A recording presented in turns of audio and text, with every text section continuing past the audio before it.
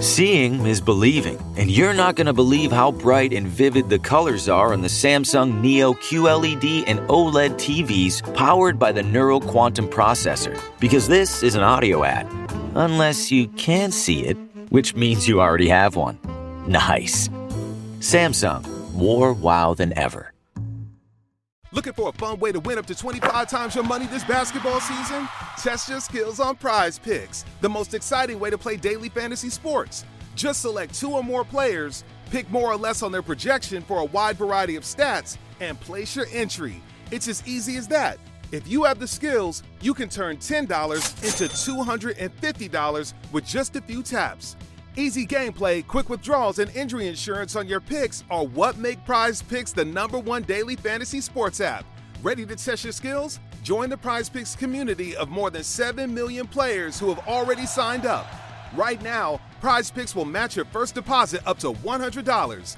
Just visit prizepicks.com/get100 and use code GET100. That's code GET100 at prizepicks.com/get100. For a first deposit match up to $100.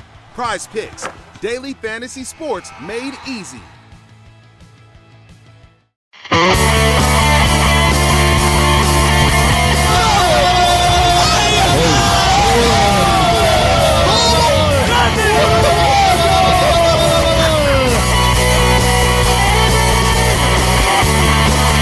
La Voz Colchonera. Con Borja Corchado. Un podcast dedicado a uno de los clubes más importantes del fútbol español, el Atlético de Madrid. Yo me voy al Manzanares, al estadio Vicente Calderón, donde acuden a millares los que gustan de un fútbol de emoción.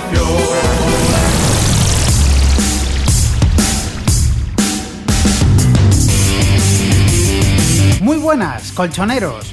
A menos de una semana de que el Atlético de Madrid inicie la pretemporada, aún no se han despejado los interrogantes acerca de las bajas que, según los dirigentes, necesita realizar el club para cuadrar su presupuesto, ni sobre el futuro de las dos grandes estrellas rojiblancas, Falcao y Adrián. Rumores hay 1000 sobre ambos. Del colombiano se dice que el Manchester City estaría dispuesto a desembolsar 50 millones de euros por su traspaso, y que también pujan por él Juventus, Chelsea y Paris Saint-Germain.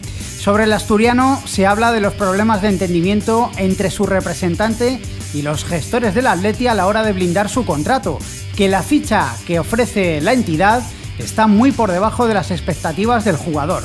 En cuanto a las bajas, la única que parece estar hecha, a falta de la confirmación oficial, es la de Domínguez, que según informa el diario AS ha cerrado su traspaso al Borussia Mönchengladbach por 8 millones de euros.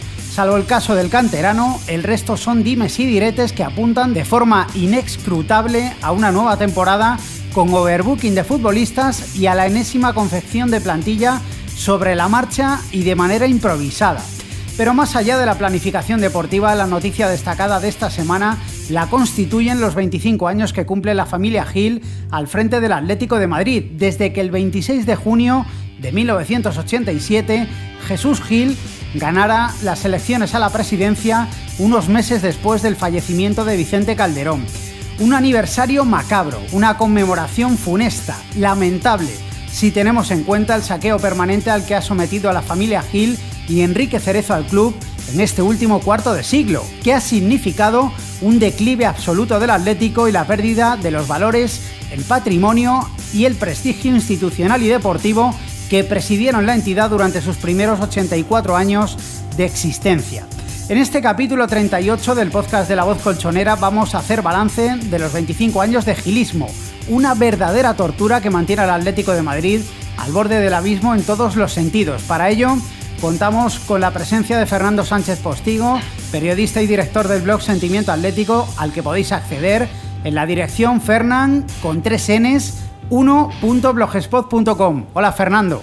Hola, ¿qué tal? Bueno, pues para comenzar, lo primero que deberíamos hacer es una valoración, así a grosso modo, de esos 25 años. Desde luego no podemos hacer un balance de ningún modo que no sea nefasto, ¿no? para mí han sido los peores 25 años de la historia del Atlético de Madrid y con suma diferencia.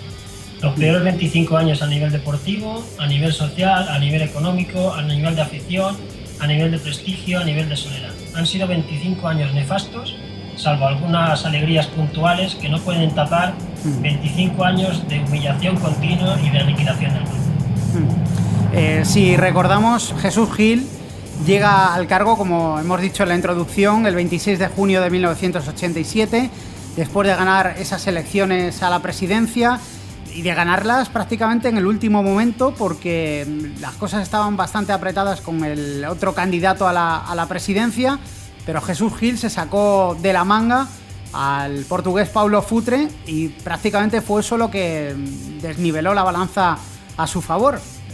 Así es. Además sacó, la gente se cree que Gil ganó con una mayoría amplísima y la verdad es que sacó poco más de 6.000 votos, o sea, solo 6.000 socios del Atlético de Madrid le votaron. Lo que pasa es que había 3 candidatos más y entre los 3 candidatos se repartieron el resto de los votos. Si se hubieran unido los otros 3 candidatos, hubieran sacado más votos que Gil.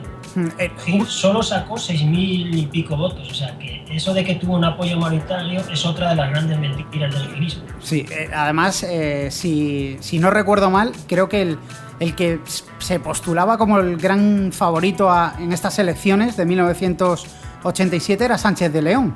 Sí, era Sánchez de León, que fue el que quedó en segundo lugar, y el gran fallo suyo fue el no saber unir a las otras 2 candidaturas y hacer un frente común contra Jesús Gil, y luego pues el fichaje de Paulo Futre, que fue lo que decantó las elecciones sin duda alguna. Traerse a un jugador como Futre, que en ese momento acaba de ganar la Copa Europa y uno de los mejores jugadores del mundo, pues decantó sin duda alguna las elecciones. Además, Jesús Gil se montó una parafernalia tipo americana en las elecciones, gastó una cantidad inmensa de dinero, ya desde ese momento controló la prensa muy bien y tenía todo a favor para ganar. O sea que él sabía muy bien que era su oportunidad, no la podía desaprovechar y se tiró con todo a ganar las elecciones. Le costó y la baza clave fue lo de Paulo Futre. Si no hubiera llegado, hubiera estado muy reñido. Un presidente además polémico, que dejaba en mal lugar casi siempre, por no decir siempre, al Atlético de Madrid, prácticamente desde el inicio, con los ceses continuos de entrenadores, no sé cómo denominarlo, sus excesos verbales, ¿no? Porque era una persona que estaba en constante choque con todo el mundo en todo momento. Eso, desde luego, fue algo muy nocivo para el Atlético de Madrid desde el comienzo. La primera medida que tomó, por ejemplo, fue echar a una institución del club, Luis Aragonés. Con eso ya vimos el desarrollo de este personaje. Al año siguiente, su segunda medida a nivel deportiva, echar a otra institución, Juan Carlos Arteche. Desde un primer momento él tenía un objetivo claro, era aniquilar cualquier posibilidad de historia del Atlético de Madrid, y él quería fundar un nuevo club y bajo su protectorado, bajo su tutela, y no quería que nadie le hiciera sombra. Entonces se fue cargando a toda la oposición, a todos los jugadores antiguos, a entrenadores antiguos, y luego los excesos verbales los usaba muy bien para desviar atenciones de las malas temporadas deportivas. Un año cargaba contra los árbitros, otros años insultaba al Real Madrid, otros años se metía con el presidente del Barcelona, otros años se metía con los árbitros europeos y nos fastidian en Europa, otros árbitros insultaba a los árbitros españoles. Cada año se buscaba una pequeña gresca para que la gente no hablara de su nefasta presidencia. No, desde luego, a su lado, Alfonso Cabeza, que fue un presidente también polémico, a comienzos de los años 80 era una hermanita de la caridad. Cabeza tuvo el error de meterse con los árbitros en el año 81, en esa liga que nos arrebataron, y lo pagó caro, porque los árbitros fueron a por el Atlético de Madrid a tope. Pero Cabeza hizo una cosa muy buena. Vio que no tenía el apoyo social, vio que no estaba haciendo una buena labor en el Atlético de Madrid, y al segundo año dimitió. Es decir, no se enrocó en el cargo. Él consideró que estaba perjudicando al club y se fue 2 años antes de terminar el mandato, lo que demuestra un gran amor al Atlético de Madrid, porque él podía haber estado perfectamente los 2 años de mandato y haber seguido haciendo de las suyas.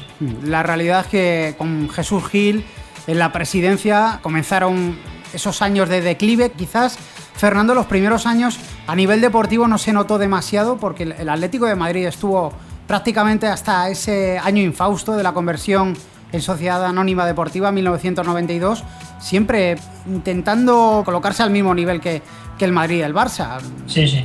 Yo creo que los primeros años, además, recordamos que Gil llegó en el 87, entonces habría que haber hecho unas elecciones en el 91.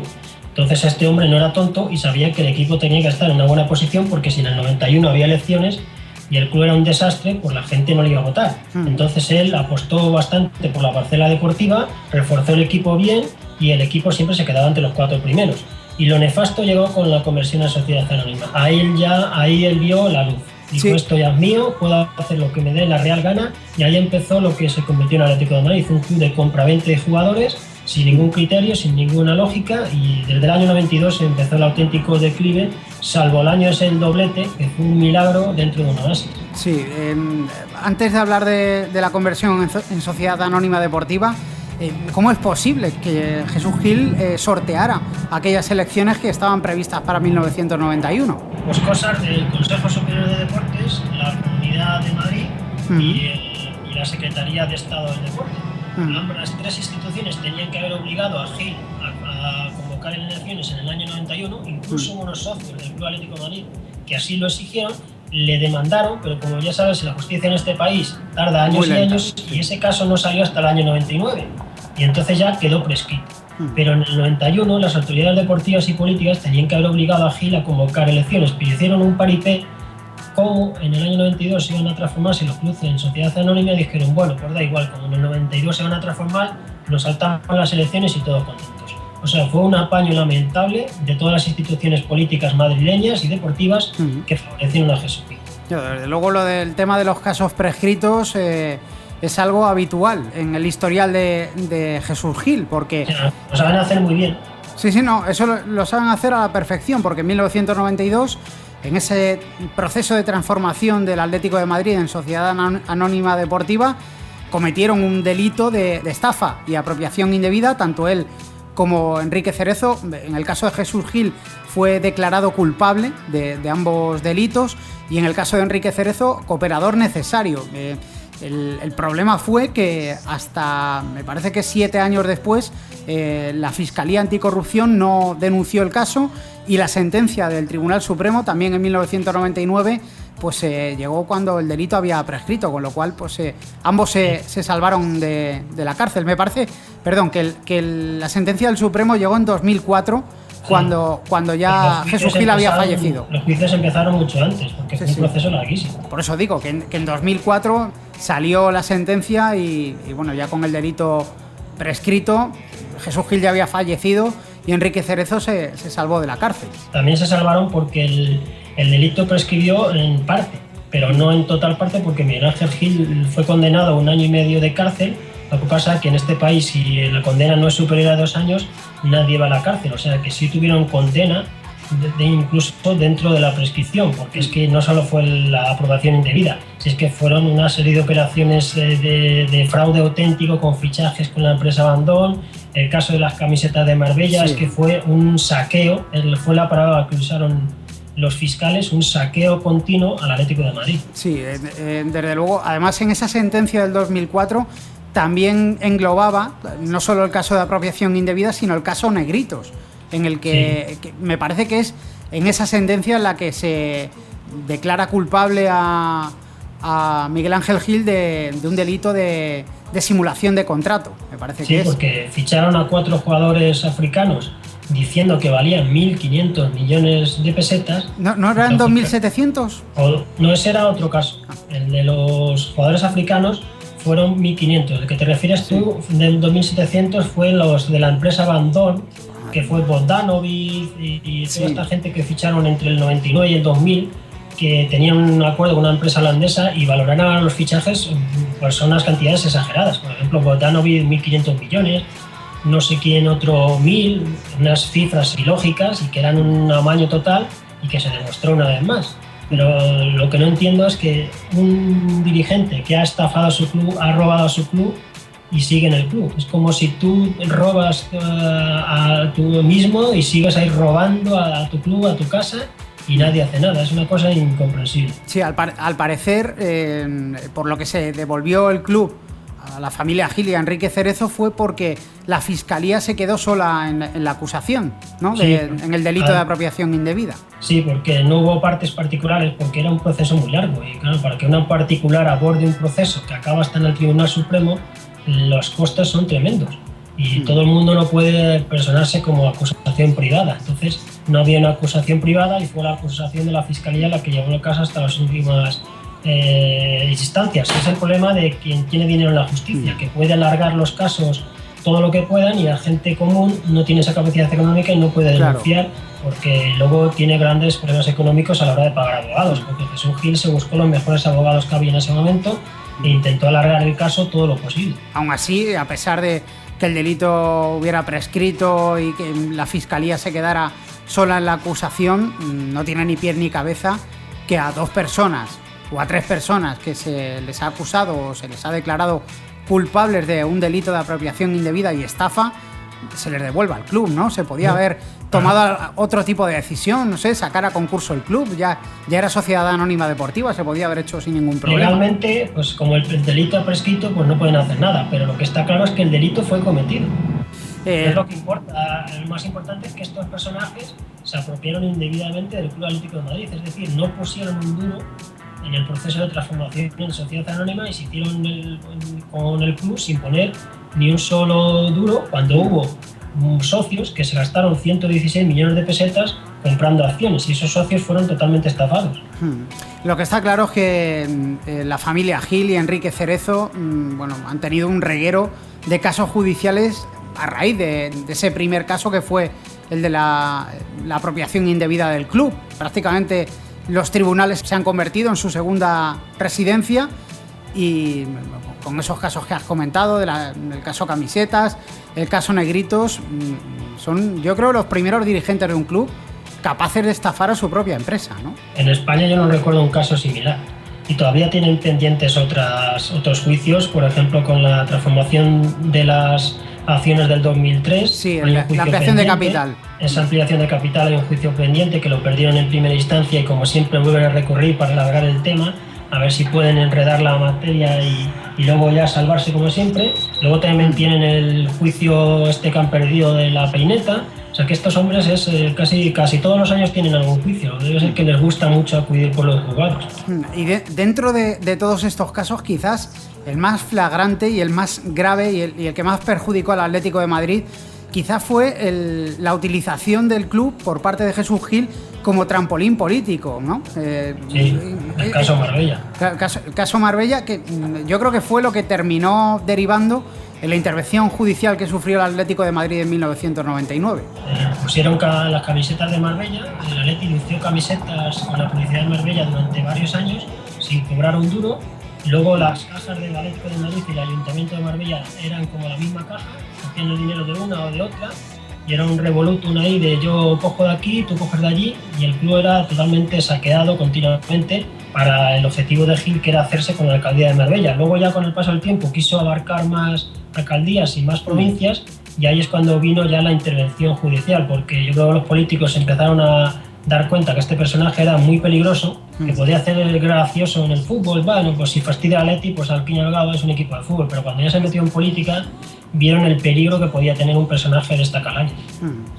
Bueno, pasamos ya de los casos judiciales, seguimos haciendo balance por partes y nos vamos a lo deportivo. Bueno, lo deportivo tampoco hay por dónde cogerlo. Empezamos, si te parece, Fernando, por los títulos. Un total de 7 en 25 años. Recapitulamos: una Liga, 3 Copas, 2 Europa League y una Supercopa de Europa. 17 años sin que el equipo consiga alcanzar a final de Liga la tercera posición y solo en 2 ocasiones ha sido capaz de terminar cuarto en estos últimos 17 años. Desde luego podemos decir sin temor a equivocarnos que son las peores cifras deportivas del Atlético de Madrid en toda su historia, contando además esos 2 años que pasó el Atlético de Madrid en el infierno de segunda división. Sí, yo te puedo aportar incluso más. Por ejemplo, 14 años sin ganar un título, del 96 al 2010, que es la peor marca de todos los tiempos del Atlético de Madrid. 10 años sin jugar una final, del 2000 al 2010, la peor marca del Atlético de Madrid desde la Guerra Civil. 7 años consecutivos sin jugar en Europa, del 2000 al 2007, la peor marca de toda la historia del Atlético de Madrid. 13 años sin ganar al Real Madrid, la peor marca de toda la historia del Atlético de Madrid. Son datos vomitivos que demuestran el nivel deportivo del club. Cifras de más de 2 dígitos, 10, 15, 13, 10 años, con temporadas nefastas. Datos que hacen mucho daño y que mucha gente olvida, pero que están ahí y son la realidad. ¿Hay alguna razón que podamos argumentar para explicar por qué la afición del Atlético de Madrid, o parte de la afición, ha perdido esa exigencia que tenía la afición del Atlético de Madrid de antaño y ahora se conforma con que le vendan 2 títulos o 3 títulos en los 2 últimos años, como hace Miguel Ángel Gil? Ha sido una labor de años. Jesús Gil y su hijo, y Cerezo en menor medida, tenían claro que había que hacer una cosa principal. Había que borrar toda la historia del Atlético de Madrid. Tenían que hacer que la gente no recordara lo que era el Atlético de Madrid. Es decir, que la gente no recordara que era un club ganador, un club con categoría, un club grande, un club que se quedaba con la élite de España. Y año a año esa era su función. Todo lo que sonaba historia en el Atlético de Madrid era todo absolutamente arrinconado por estos personajes, con campañas de publicidad faltando al respeto a la historia, y luego consiguieron que la gente se embullera en este aspecto de que el Atleti es el Pupas, una mentira flagrante, porque el Pupas significa perder una final de la Copa Europa en el último minuto. No ser Pupas no significa quedarse octavo o noveno, o bajar a segunda. Aumentó el hecho de que mucha gente de socios antiguos, de socios de los 80, de los 70, de los 60, han ido abandonando el Vicente Calderón. Por ejemplo, ahora uno que lleva 15 o 20 años puede tener ya un carnet 4.000 o 5.000, lo que demuestra que ha habido una auténtica desbandada general de socios antiguos. Sobre todo a partir del descenso, en el año 2000 entró mucha gente nueva, de esa gente que había sido engañada con los anuncios de la señora Rosmore, y que han creado una nueva afición del Atlético de Madrid. Un Atlético de Madrid falso, que desde el año 92 para atrás para ellos no existe, y lo que existe del Atlético de Madrid es del 92 adelante. Han creado un Atlético de Madrid totalmente falso. El problema es que eso, con las nuevas generaciones, si no hay un movimiento de la gente veterana, por llamarlo de alguna manera, se antoja muy complicado, ¿no? Que se pueda intentar insuflar de la verdadera realidad a los aficionados a esos aficionados del Atlético de Madrid, que, como dices, desde 1992 solo conocen el Atlético de Madrid de la familia Gil. Si ellos mismos no ponen interés en conocer la historia de su club, ya es difícil. Y hay gente que, por ejemplo, le dices quién es Juan Carlos Arteche y no sabe quién es, pues entonces ya, si un seguidor del Atlético de Madrid se hace llamar seguidor del Atlético de Madrid y no sabe quién es Juan Carlos Arteche... O Gárate, por ejemplo. Gárate ya es un poco más antiguo, ¿no? Sí. Que sea, pero yo qué sé, Juan Carlos Arteche tenía que ser un nombre recordadísimo. Sí. No hay nada que hacer si ellos mismos no quieren salir de esa espiral. Y hay mucha gente que es feliz con este Atleti del Pupas, de perdemos pero no pasa nada, de los chistes fáciles, de la tontería. Se creen que son más graciosos, que caen bien, y lo que no es caemos bien es que somos el clásico patito feo, que se ríe todo el mundo de nosotros.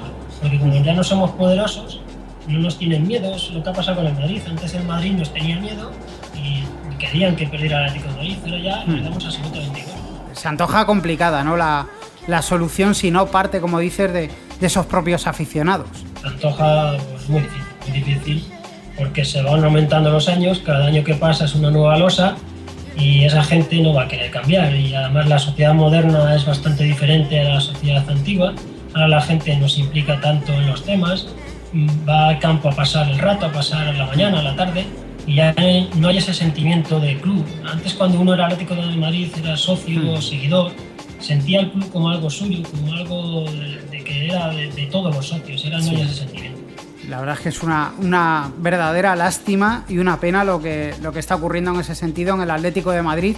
Y si tiramos, Fernando, también de datos a nivel deportivo, no solo tenemos que hablar de los pésimos resultados del equipo, del primer equipo de fútbol, sino también tenemos que hablar pues del exterminio que ha realizado la familia Gil de todas las categorías o secciones de las que disponía el Atlético de Madrid, ¿no? Si hablamos de fútbol, podemos hablar de la destrucción de las categorías inferiores en los años 90, que fue una de las circunstancias que propiciaron que Raúl González, por ejemplo, acabara en el máximo rival, en el eterno rival, el Real Madrid. O, por ejemplo, la destrucción y eliminación de la sección de balonmano, aquel paso que duró poquísimo tiempo por el baloncesto con el Atlético de Madrid Villalba, desde luego también en las secciones, en el tratamiento de otras secciones distintas al fútbol o de la cantera, el Atlético de Madrid y sus dirigentes han sido un completo desastre. Sí, en el año 92 fue cuando se quitaron las secciones deportivas. Jesús Gil quería hacer un nuevo Milán, en palabras textuales suyas, y él decía que el Milán no tenía otros deportes ni cantera. Entonces lo primero que hizo cuando se transformó en sociedad anónima es cargarse no solo la sección de balonmano, sino que se cargó la sección del hockey sobre hielo femenino, que costaba 1 millón de pesetas al año, sí. Un mísero millón. Era el mejor equipo de España. Esa misma temporada estaba jugando la Copa Europa de hockey femenino hierba y se la cargó por 1 millón. También se cargó una sección tan modesta como la petanca. No creo que la petanca valiera mucho dinero en el presupuesto del Atlético de Madrid. Se cargó también el boxeo, se cargó el baloncesto y luego en las secciones inferiores se las cargó durante 2 o 3 años. Dejó unos equipos, un equipo por categoría, uno juvenil, un cadete y un infantil, porque era obligatorio por los derechos de la federación que todos los equipos tienen que tener 3 equipos de cantera, pero el resto de la cantera se la cargó. Luego al cabo de 3 o 4 años la volvió a poner en liza, pero claro, se había perdido una gran base y costó muchos años recuperarla. Y ahora en el siglo XXI la cantera está funcionando, pero a nivel de cantera, porque luego en el primer equipo, en el siglo XXI, solo 6 jugadores han jugado más de 50 partidos con el primer equipo. O sea, tenemos buena cantera, sí, pero luego los jugadores no llegan al primer equipo. Claro, el problema, y es el siguiente tema que quería tratar contigo, es los fichajes, la política deportiva de altas y bajas que hay en el Atlético de Madrid, que podríamos decir, sin temor a equivocarnos, que es absolutamente inexistente, ¿no? Porque en el Atlético de Madrid no se ficha por criterios deportivos, sino que y no se vende por criterios deportivos tampoco, sino que se hace todo por criterios, podríamos decir, comisionísticos, ¿no? Como si el Atlético de Madrid fuera una agencia de compraventa de jugadores. Es que es eso, la palabra es esa, agencia de compraventa y de jugadores. Nos hemos transformado en un equipo que cada año compra y vende jugadores sin ningún tipo de criterio. Te pueden vender un delantero, te pueden vender un defensa cuando tienes defensas, si te sobran defensas a lo mejor te compran uno más, porteros te puedes encontrar que un año tienes 3, el año siguiente tienes 1, delanteros te puedes encontrar que un año tienes 6 en plantilla, el año siguiente tienes 2, extranjeros te puedes encontrar que 5 extranjeros un año y al siguiente 1, no hay ningún criterio deportivo. A lo mejor un año te falta un lateral izquierdo, al año siguiente tienes 3, el único criterio es comisión para acá, comisión para allá. Y luego siempre con los mismos agentes deportivos. Es muy casual que todos los fichajes vengan de 2 o 3 agentes. Tú tienes la impresión, yo la tengo, de que el Atlético de Madrid, más que estar dirigido por Miguel Ángel Gil y Enrique Cerezo, está presidido por esos representantes de cabecera. Sí, vamos, a nivel de fichajes, ellos son la máxima fuerza del club. Ellos tienen una cartera de jugadores y les van colocando en el Atleti unos años unos, otros años otros, y son como una mercancía. A lo mejor un año se queda uno más tiempo, otro va cambiando, o les meten a uno que no quieren un año para tenerlo un año aquí tranquilo. El Atleti se ha convertido en una especie de destino de jugadores de una serie de representantes. Sí, además de como trampolín, porque no hay una idea en los jugadores ni en el proyecto del club de que esos jugadores se mantengan o permanezcan durante muchos años en el club. Por ejemplo, este año se han echado a los 3 capitanes, Domínguez, Perea y Antonio López. Sí, Domínguez, que ya hemos comentado anteriormente que ha fichado por el Borussia Mönchengladbach, y eso es un caso, otro caso más, ¿no? Tuvimos el caso de Torres, el de Gea, que bueno, quizás se quiso ir él, pero es otro caso más, ¿no? De jugadores de la cantera que destacan, que suben a la primera plantilla. Y parece que la máxima de la directiva del Atlético de Madrid es que si algún canterano destaca, se vende. Sí, el dinero es lo primordial aquí. El dinero es la base de todo. Además, como la deuda es tremenda, pero luego la gente dice, la deuda es que hay que vender porque hay mucha deuda. Pero la deuda no ha caído del cielo. La deuda ha sido creada por la nefasta gestión de estos personajes. O sea, que el club no tenía deuda. La deuda ha sido por ellos. Ellos han sido los que han creado una deuda de más de 400 millones de euros y de esos 400 millones, 155 de Hacienda. Claro, cuando tienes una deuda tan grande con Hacienda, necesitas vender cada año, porque Hacienda no perdona. Ya bastante ha perdonado años de poner un plazo para que te paguen lo que le debes. Y claro, si necesitas pagar a Hacienda cada año 30, 40 millones, pues tienes que vender. Eso es evidente, pero lo que está claro es que también algo de dinero se pierde por el camino, ¿no? De todos los fichajes y de las ventas se pierde porque al final, aunque el Atlético de Madrid ingrese una temporada más de lo que gasta, en las cuentas del club, cada año que pasa, la deuda es mayor. Porque además luego nunca sabemos las cuentas oficiales del club, no las sabe absolutamente nadie. Entonces, nadie sabe en realidad lo que se ha ingresado por un jugador ni el dinero exacto. O sea, ahora decimos, Domínguez se ha ido por 8 millones. ¿Será la cifra exacta o serán 8 para el club o 6 para unos, 2 para la comisión, 1 para este, otro para el otro? Es que son cifras que nunca lo vamos a saber. O sea, que dice que el dinero en el Atlético de Madrid hacen lo que le da la real gana a ellos y al final lo que es para el beneficio del club es lo último. Desde luego la deuda con Hacienda y Seguridad Social yo creo que es la más preocupante, ¿no? Esos 155 millones de euros que citabas. ¿Podría ocurrir que el Atlético de Madrid quedara descabezado, es decir, que por esa deuda Hacienda o el Estado liquidara el club? En Escocia tenemos un caso que lo han hecho ahora mismo. Si recuerdas, el Glasgow Rangers lo han echado de la competición porque debía dinero. Una cantidad mucho menor a esta. Lo que pasa es que yo creo que en España no lo van a hacer. Aquí la gente no se atreve. Mira lo que pasó en el año 94, 95 con el Sevilla y el Celta, que no habían pagado un dinero y que les iban a bajar a segunda B. Se armó una trifulca popular y al final tragaron todo. Aquí no hay categoría política para cumplir la ley contra un equipo de fútbol. Y luego está el proyecto de la Peineta, este proyecto que parece el proyecto de nunca acabar. Parece que va a tardar más en construirse que el Monasterio del Escorial, un proyecto además que está lleno de misterios, ¿no? Las cifras no cuadra nada. El Atlético de Madrid sería un cambio a pelo del Vicente Calderón por la Peineta, por un estadio del que sería dueño del vuelo pero no del suelo, es decir, no sería dueño del terreno sobre el que se asienta.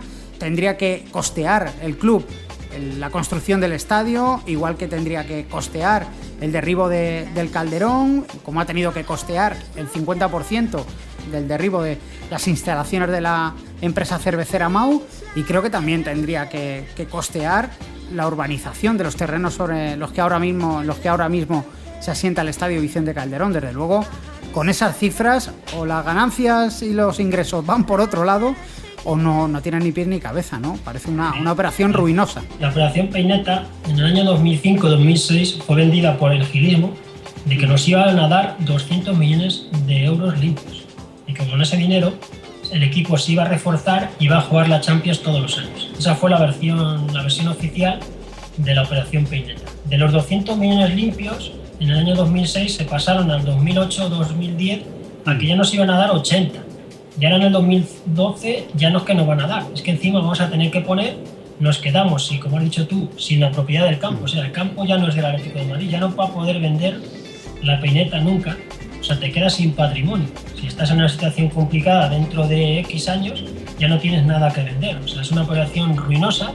Además se dijo que se iba a consultar a los socios en un referéndum, pero vamos, ya sabemos que aquí las mentiras son continuas y no se consultó. El problema de todo esto, y ya haciendo un balance general de todo lo que hemos hablado hasta el momento, es que parece que el futuro del Atlético de Madrid va a ser peor, ¿no? que el pasado que ha tenido en estos últimos 25 años, que no hay motivos, ¿no?, para que el aficionado que mira todas estas cifras y las valora de manera objetiva sea capaz de ilusionarse. Si eres como un avestruz y te metes la cabeza debajo de la tierra y no te enteras de nada, pues vivirás feliz, porque serás un hombre feliz porque no te enteras absolutamente de la realidad. Al mínimo que te enteres de lo que están haciendo con el club que amas, te tienes que sentir indignado, triste y cabreado, porque el futuro es peor que el pasado incluso. La única esperanza que me queda es que estos personajes, por algún motivo, decidan irse en un momento dado porque les salga una operación judicial mala o alguna venta de esta de la Peineta, se les torza mucho la cosa económica y por un casual se quieran ir, pero es la única esperanza que me queda, de que se quieran ir, porque lo de vender, aquí vas a vender un club que debes 400 millones de euros. Claro, si es que al parecer además la gente, porque ha habido interés en comprar el Atlético de Madrid, o sea, eso que dicen Miguel Ángel Gil y Enrique Cerezo, que el club les cuesta dinero, eso no se lo cree nadie se tira, y menos en la situación actual, 25 años o 10 años perdiendo dinero en una empresa. Se vende, se liquida y punto. O sea, lo que está Además, claro... ¿qué negocios tienen ellos tan potentes para estar poniendo todos los años dinero? No, es que no lo hay. O sea, desde luego, en todo caso estarán ganando dinero. Eso lo podemos tener. En el mundo del fútbol yo no conozco a ningún dirigente que pierda dinero. Bueno, es que no hay nadie. Por eso que la frase que se suele decir, no, Pierden es que más dinero a lo mejor los presidentes de equipos modestos, de regional o de esta división, que se dejan dinero a lo mejor porque van en su coche, llaman por teléfono y tienen gastos de todo tipo. Pero a nivel profesional, ningún dirigente pierde dinero. Eso está claro, eso es una mentira que quien se la crea, pues peor para él, porque vamos, es una mentira que tiene las patas muy cortas. Y luego lo que yo quería decir es que en el Atlético de Madrid ha habido interés por comprar el club. Telefónica, por ejemplo. Sí, el problema que se encuentran todos los aspirantes a adquirir el club es que cuando piden, cuando parece que hay un acuerdo económico, piden... pues pasarnos queremos ver las cuentas de la deuda del Atlético de Madrid. Parece ser que Miguel Ángel Gil y Enrique Cerezo se niegan a facilitarles esa información, con lo cual, pues claro, es la clave. Echan para atrás a todo. Una cosa, quieres saber lo que compras. Claro, tú imagínate el pastel que pueden tener en el club metido en las cuentas para que se nieguen en redondo a enseñar esas cifras, ¿no? A gente que está interesada en comprar el Atlético de Madrid. Los que quieran comprar seguramente que querrán hacer una auditoría para saber la deuda real del club y el patrimonio que tiene. Porque si tú compras una casa, un local, querrás saber lo que compras. No vas a comprar a ciegas. Es que sería de locos. No, según comentó aquí en el podcast de La Voz Colchonera el presidente de Señales de Humo, José Luis Sánchez Ayuso, las operaciones, por ejemplo, de la Peineta y de la Ciudad Deportiva, ese dinero, el dinero que en teoría iban a ganar por ambos proyectos, desde hace años aparece reflejado en las cuentas del Atlético de Madrid, con lo cual... Así es. Es un dinero que ya se ha pasado. No, es un dinero que se ha perdido, o sea... Sí, se ha perdido porque se ha gastado, no sé ni a dónde está. No, un dinero que se ha puesto en las cuentas, pero no se ha visto contabilizado. Claro, se ha contabilizado, pero no sabemos, desconocemos si ese dinero lo ha cobrado el Atlético de Madrid. Si es que las cuentas del Atleti deben ser una cosa de locos. Y un economista puede dedicar ahí años y años a analizar eso. La verdad es que no tiene ni pie ni cabeza toda esta situación del Atlético de Madrid. Y como te decía Fernando, el aficionado cabal tiene pocos motivos para ilusionarse con este equipo. Te lo he comentado antes, pero aparte de que haya un movimiento que salga de los aficionados, ¿puede haber alguna otra clave para cambiar esta situación? Pues que es un revés judicial o una operación negativa a nivel económico, tipo que la Peineta por un momento dado las obras se vayan a pique o la Ciudad Deportiva se vaya a pique y se les tuerza todo el nivel económico, o que alguna sentencia judicial de estas que tienen pendientes la pierdan alguna vez y que el delito no haya prescrito. Porque es que otra cosa, porque a nivel de prensa no podemos olvidar, la prensa no va a hacer absolutamente nada. Era lo que te iba a preguntar. Les va bien este Atleti. De la prensa no podemos esperar nada, ¿no?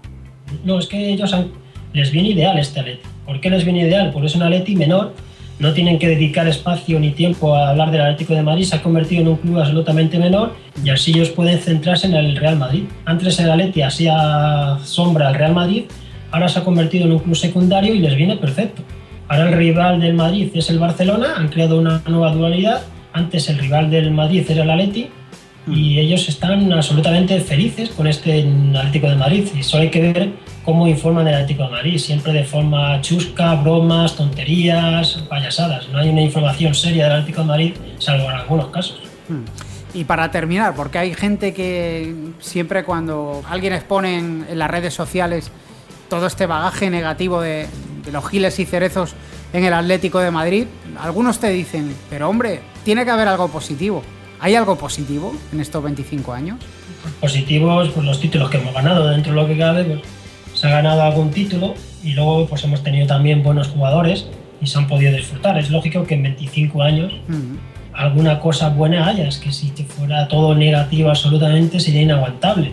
Hemos pasado momentos lamentables, pero siempre te quedas con esas pequeñas alegrías de los títulos, pero que sin embargo duran poco, porque por ejemplo el día antes de ganar el Europa League te sale Miguel Ángel Gil diciendo que van a vender a jugadores que es una cosa de locos. Estás pensando en vender jugadores antes de jugar la final. Son cosas que no pasan en ningún equipo del mundo.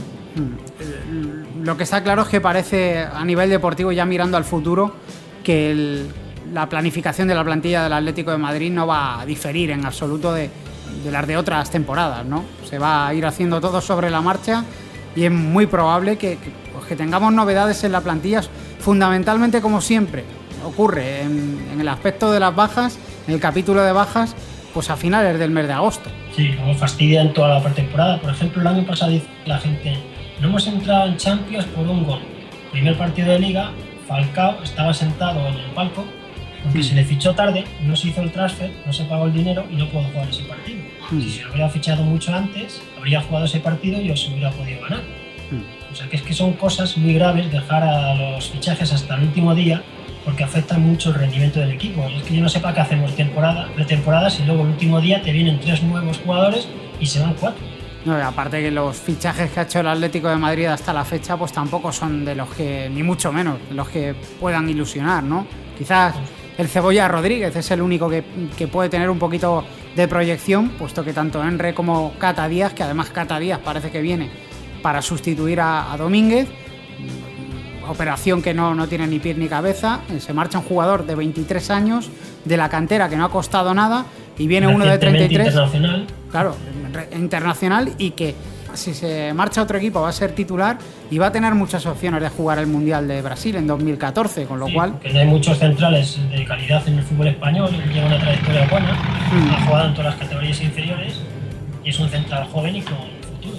Pero por eso te digo que es que la política deportiva del Atlético de Madrid, ni la de los últimos 25 años, ni la del próximo año va a tener pie ni cabeza, porque esto está montado para que 2 personas se lucren y es así. Si miras quién es el director deportivo y el personaje que tenemos como director deportivo, sí, los líos que tiene judiciales, es que ya... Efectivamente, no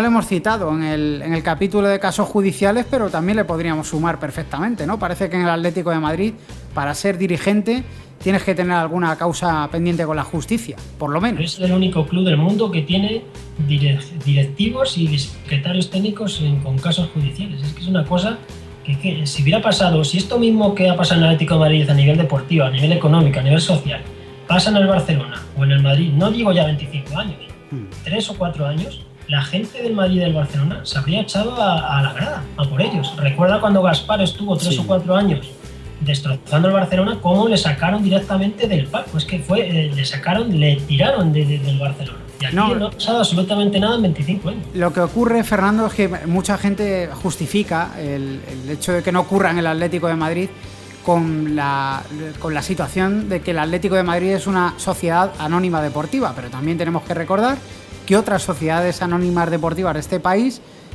se han revelado, o las aficiones se han revelado, la afición del Betis, del Zaragoza, Valencia. Con lo cual, ser sociedad anónima deportiva no significa que la afición no pueda presionar y conseguir. Es que la gente no se da cuenta del poder que tiene. La afición es el club. Si mañana mismo la afición dice no vamos al campo, el club no es nada. El club es la afición. No existe ningún club del mundo potente que no pueda aguantar sin afición. O sea, si no tienes aficionados no eres nada. Es que la gente no se da cuenta del potencial que tiene la afición. O sea, además, podríamos hacer todo, pero si la gente no es consciente de su fuerza, pues nada. Es que esto es una empresa distinta, porque es una empresa deportiva. Una empresa deportiva sin la afición no tiene ningún sentido. A ver, ¿qué sería jugar un partido en el Calderón con 1000 personas? Pues un desastre total. ¿Quién seguiría ese equipo? ¿Qué jugador vendría a jugar aquí? ¿Qué futuro tendría ese club? Pues nada. Si es que la afición es el club, no se dan cuenta la gente que el club es nuestro, aunque sea una sociedad anónima. Si el Atleti sigue existiendo y esté ahí es porque hay afición del Atlético de Madrid. Si no tuviéramos aficionados seríamos un club mediocre. En ese sentido, además el Atlético de Madrid tiene muchísima afición, no solo en España, tiene junto al Madrid y al Barcelona el equipo que más peñas tiene por nuestro país, pero es que tiene en el extranjero repartidas por todo el mundo, Por eso que es que la grandeza del club se ve en la afición, sobre todo. Si tú tienes poca afición, normalmente vas a estar en categorías más modestas y disputando torneos menos importantes. Si tienes una afición poderosa, lo lógico es que ese es un club puntero, porque eso, una afición que lleva 50.000 personas al campo genera mucho dinero en entradas, en abonos, en compra de camisetas, de todo tipo de objetos. Si es que la afición es todo, si no hubiera afición el Atlético de Madrid no existiría. Eso es una evidencia. Pues nada, veremos qué ocurre, si hay algún cambio. Tenemos que destacar además que en esta semana, este martes 26 de junio, durante toda la tarde, un hashtag llamado 25 años de gilismo basta ya, bueno, una iniciativa llevada a cabo por nuestros compañeros de Onda Atlética, pues ha tenido una repercusión tremenda y ha sido trending topic en Twitter, o sea, uno de los temas de moda durante toda la tarde del martes en la red social, en esa red de microblogging Twitter. Lo que demuestra es que en Internet la guerra de la afición está ganada, la afición de Internet está muy bien informada, conoce bien lo que funciona en el club, pero la gran masa o lo conoce y pasa del tema o no lo quiere conocer. Yo creo que hay datos deportivos que todo el mundo lo conoce, porque si eres del Atlético de Madrid sabes cómo estás quedado clasificado. Los datos económicos a lo mejor requieren un poco más de esfuerzo, pero solo ya por los datos económicos la gente tendría que enfadarse.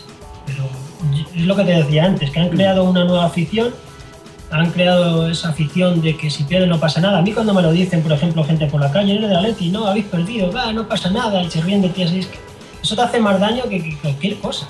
Sí. Porque es que el Atleti no es eso, es que para eso no me hago del Atleti, me hago de cualquier equipo de mitad de la tabla y ya está, y sufriría mucho menos. Sí, para ver perder a tu equipo, desde luego, nadie se hace de ningún club del mundo. Eso... Es que es de tontos, hace eso de imagen de que contentos porque hemos perdido y que somos la mejor afición. Y no, son cosas totalmente ilógicas. Bueno, ¿cómo te puedes sentir orgulloso de eso? Pero todo esto es el producto y el resultado de 25 años lamentables en la historia del Atlético de Madrid, los que vive el club de la Riviera del Manzanares desde que Jesús Gil accedió a la presidencia de la entidad el 26 de junio de 1987, hace ya 25 años que hemos intentado analizar y de los que hemos intentado sacar balance, fundamentalmente negativo. El balance positivo, como ha dicho Fernando, es mínimo. El balance positivo sería que se fuera. Efectivamente, nos tenemos que quedar de momento con los títulos, pero el balance positivo de este tiempo y de lo que le reste en el club, que esperemos que sea lo menos posible, pues sería que se marcharan. Pero bueno. Es que tú fíjate que 25 años hay gente que solo ha vivido el gilismo. Entonces es muy difícil a esa gente ahora cambiarles de mentalidad. Como que hay niños que no han visto ganar nunca jamás al Real Madrid.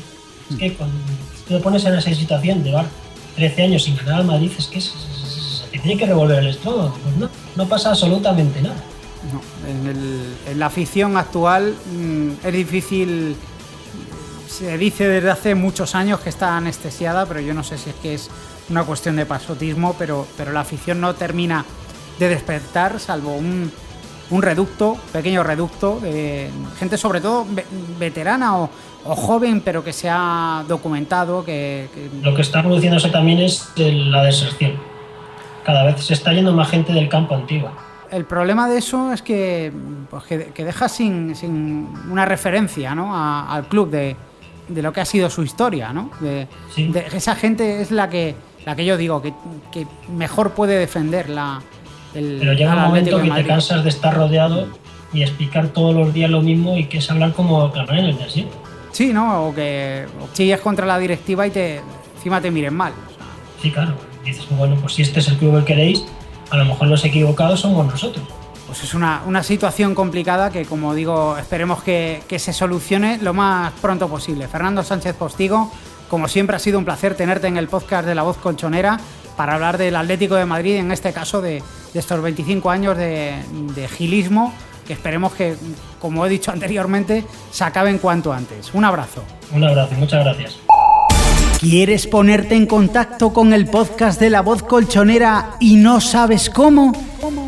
Coge papel y boli. Contestador 668-890-455. Twitter @lavozcolchonera. Correo electrónico lavozcolchonera@gmail.com.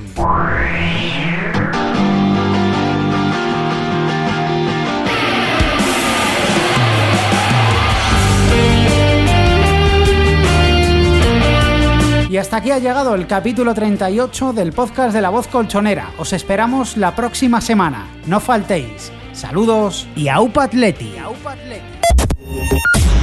La Voz Colchonera con Borja Corchado.